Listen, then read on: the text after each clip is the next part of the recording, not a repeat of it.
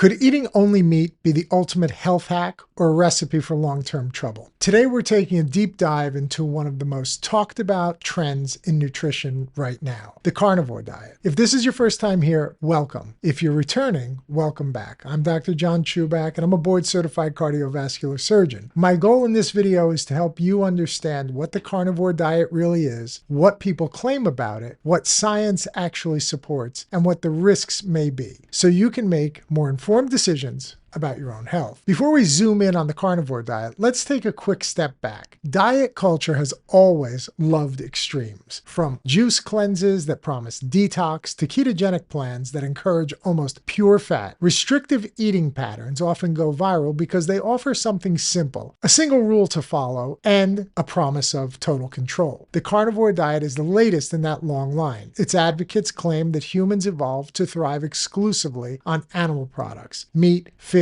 and animal fat with no other need for plants. Followers describe it as the most ancestral and anti-inflammatory way to eat. But does that idea hold up when we compare it with human evolution, modern metabolism, and decades of nutritional science? Let's find out. Well, what exactly is the carnivore diet? At its core, the carnivore diet eliminates every plant-based food. No vegetables, no fruits, no grains, no legumes, no nuts or seeds. Followers eat only animal products, typically meat, fish, eggs, and in some cases, small amounts of dairy. The approach is essentially zero carb, driving the body to rely almost entirely on fat and protein for fuel. Some versions of the diet are a bit looser, allowing coffee, tea, or spices. Others are extremely strict, permitting only red meat, water, and salt. Advocates often argue that this way of eating mirrors our Paleolithic ancestors. However, anthropological evidence paints a different picture. Early humans were omnivores who consumed a broad range of plants, roots, seeds, fruits, and animal foods. We're biologically adapted to digest both, not exclusively one or the other. In plain English, the human body is more like a hybrid engine than a diesel-only motor. It's built to run on multiple fuel sources. So why has this diet exploded in popularity online? First, simplicity. One rule: eat meat. It's easy to remember and to follow, especially if you like meat. Second, fast results. Many followers report immediate changes: weight loss, fewer digestive issues, steady energy, and improved focus. In a world of confusing nutrition advice, such clear feedback feels empowering. A large study of over 2,000 adults who followed the carnivore diet for at least 6 months found high self-reported satisfaction, better energy, and improved blood sugar control. Those results are anecdotal, meaning that they were based on the person's individual opinion of how they felt. Not truly a scientific study, but nevertheless compelling, and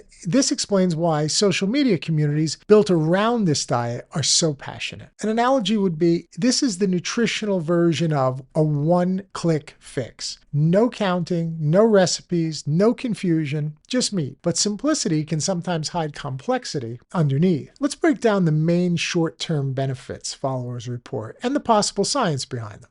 First, weight loss. When you cut out entire food groups, especially processed foods, refined carbs, and sugary drinks, your total calorie count intake naturally drops. Less energy means weight comes off faster. Now let's talk about blood sugar control. With virtually no carbohydrates, blood glucose remains stable, avoiding the spikes and crashes caused by sugar or refined grains. Some individuals with type 2 diabetes even report lower A1C values and reduced medication needs. Another thing to look at is reduced irritants. Eliminating large categories of foods can also remove common irritants such as gluten, soy, and fermentable carbohydrates. For some, this reduces bloating, IBS-like symptoms, or mild autoimmune flares. These effects are biologically plausible, but most likely short-term and self-reported. At this point, there are no long-term randomized studies proving sustained benefit. Let's talk about what the evidence actually shows. Here's the reality. There are no randomized long-term clinical trials evaluating a strict carnivore diet. The best available data comes from observational reports, surveys, and anecdotal experience. trends. That makes it difficult to separate cause and effect. Meanwhile, decades of established research link high consumption of red and processed meats to an increased risk of cardiovascular disease, stroke, and several cancers. These studies don't specifically target carnivore eaters, but the overlap raises legitimate concern. A diet composed entirely of animal products may amplify risks already associated with excessive red meat intake. In other words, absence of evidence is not evidence of safety. Let's touch on documented and theoretical risks. Let's talk about what we do know and what we strongly suspect. Firstly, nutrient deficiencies. Cutting out plant foods means missing essential nutrients: fiber, vitamin C, folate, magnesium, and plant antioxidants, which I'm a big fan of, that protect against heart disease and cancer. Over time, vitamin C deficiency can even lead to scurvy. That would be an extreme situation, but definitely a real possibility. While the absence of phytochemicals removes natural anti-inflammatory compounds. Gut health and colon risk is another area that we have to look at. Look, the gut microbiome thrives on fiber, which acts as fuel for healthy bacteria. Without it, constipation and gut dysbiosis become common. Long-term, low-fiber diets are linked to higher rates of colorectal cancer. Now let's touch on a very important subject: cholesterol and heart disease. As a cardiac surgeon, this is an area of interest that's very near and dear to my heart. Animal foods are naturally rich in saturated fat and cholesterol. Decades of studies show that diets high in saturated fat elevate LDL, the bad cholesterol. I've done videos on that, which increases risk for heart attack and stroke. I've operated on all of those patients, having done many coronary artery bypass grafts in my life, what we call the cabbage procedure, the open heart bypass procedure, and many carotid endarterectomies where I would take that chunky plaque material out of the carotid artery feeding blood to the brain. For those with familial hypercholesterolemia, this risk is even higher. You can also develop kidney strain and stones. Very high protein intake raises kidney workload and may increase the risk of stones or worsen pre-existing kidney disease. There are also probably unknown long-term effects. No one has followed strict carnivore dieters for 10 to 20 years. We don't even know yet what the rates of osteoporosis might be, cognitive decline may be, or cancer rates might be compared to other diets. In plain English, imagine driving a car designed for a mix of gas and electricity, but using only one energy source. It might run for a while, but we don't know what the long-term engine damage will look like. So why do we think some people still feel better? If the risks are so clear, why do some followers insist that they've never felt healthier? Part of it comes down to removing processed foods. Cutting out refined carbs, sugar, and alcohol often boosts energy and mood almost immediately. There's also what nutritionists call the elimination effect. By avoiding a wide range of foods, individuals may inadvertently eliminate something that was irritating their system, like gluten, dairy, or soy. The improvement feels dramatic, but it doesn't mean that meat-only eating is uniquely therapeutic. In many cases, similar benefits can be achieved through targeted elimination diets that reintroduce healthy plants later. Look, if your shoes hurt, taking them off feels great, but that doesn't mean walking around barefoot forever is the solution or even healthy. You just need better fitting shoes. So how do we approach this safely? If you're still curious about trying this diet, treat it like a short-term experiment, not a permanent plan. Work closely with a physician or a registered dietitian. Begin by getting baseline blood work done. Include things like a lipid panel, look at your kidney function, evaluate your liver enzymes, and also look at micronutrient levels. Monitor your symptoms and plan for an exit strategy. Slowly reintroduce vegetables, fruits, and healthy fats after a few weeks to restore dietary balance. If you have a history of kidney disease, high cholesterol, or heart disease, proceed with extreme caution. In plain terms, if you test it safely and never in isolation from medical supervision. Let's look at the bigger picture. Balanced dietary patterns such as the Mediterranean diet, DASH, and plant-forward omnivorous diets remain the gold standard for long-term health. They consistently lower risk of cardiovascular disease, the #1 killer of all Americans, more than all cancers combined. This also reduces the risk of diabetes and cancer as well. Also, these emphasize foods rich in fiber, antioxidants, antioxidants, and anti-inflammatory compounds. In comparison, the carnivore diet is still an untested experimental diet whose short-term benefits may come at the cost of long-term health. We just don't know yet. Another analogy for you. You can sprint on a single leg for a few meters, but to run a marathon, you're going to need 2 legs. A variety of fuels leads to longevity. For the final takeaway, I would say that the carnivore diet delivers fast, visible results by cutting calories and removing processed foods. But those short-term gains come with potential long-term trade-offs: elevated cholesterol, nutrient deficiencies, kidney strain, and uncertain effects on cancer risk. Until we have high-quality, long-term clinical evidence proving safety, the smarter path remains moderation, a balanced diet rich in plants, lean proteins, and healthy fats. Let me know in the comments if you've tried it and what you noticed. I've done some of these videos related to this subject before. I'm sure some people are going to have some very strong opinions, and I'm certainly open to that. I'm not here to tell anybody what to do. I'm certainly not even giving advice. I'm just trying to share knowledge and raise awareness. So I do want to hear from you. Remember, your health decisions should be guided by evidence, not internet hype. One other thing I would add is that when we look at certain things in our evolutionary status, the canine teeth, certainly those look like they're good for tearing meat and carnivorous type diet. But we also have flat teeth in the back that seem to be better for crushing vegetable matter and leafy plants, etc. In addition to that, remember that our gut function seems to be suited to having fiber for normal bowel movements and normal transit of material through the system. So these evolutionary facts must be there for some reason. I don't claim to know exactly what they are, but it's something for you to think about. If you like this video, please share it with somebody you think might find it helpful, and I hope you'll subscribe and like and hit the reminder bell as well. Thanks so much. Dr. John Chuback, and I look forward to seeing you in the next video.